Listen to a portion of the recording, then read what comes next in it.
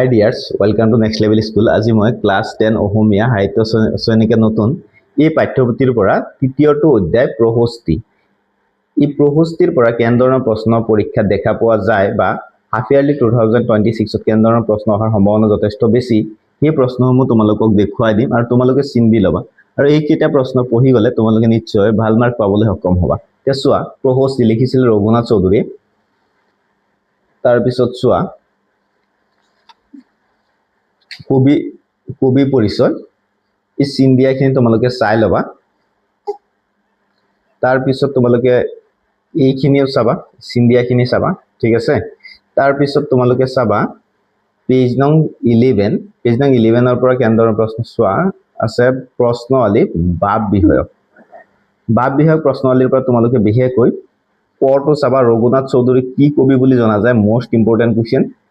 তাৰ পিছত তোমালোকে চাবা ৰঘুনাথ চৌধুৰীৰ কবিতা পুথি দুখনৰ নাম লিখা, একদম ইম্পৰ্টেন্ট প্ৰশ্ন চাবা। তাৰ পিছত গটো নালাগে, যদি পাৰা চাই থবা, এক সৰু প্ৰশ্ন। তাৰ পিছত তোমালোকে চাবা পেজ নং 12 চোৱা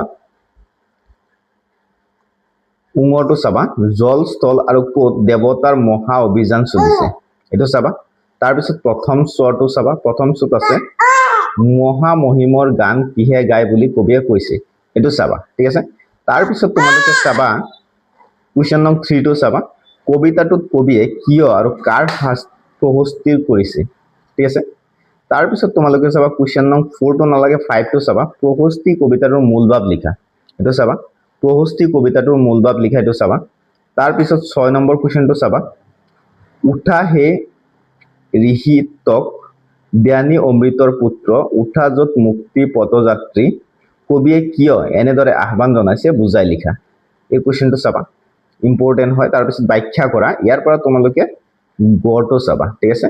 গত আছে মোহন কিশক বেনু অনাহত চন্দে গায় মহা মহিমৰ গান, মোৰ তন্দ্ৰালহ তেজি উঠা ভক্তবৃন্দ সুন্দৰ কৰা ৰূপোদ্যান, এই প্ৰশ্নটো চাবা, ঠিক আছে। তাৰ পিছত তোমালোকে চাবা কুৱেশ্যন নং 3 টো চাবা, সমাৰ্থক শব্দ লিখা, তৰু মুক্তি হোমধুৰ অভিযান জ্ঞানী, এইটো চাবা, ঠিক আছে।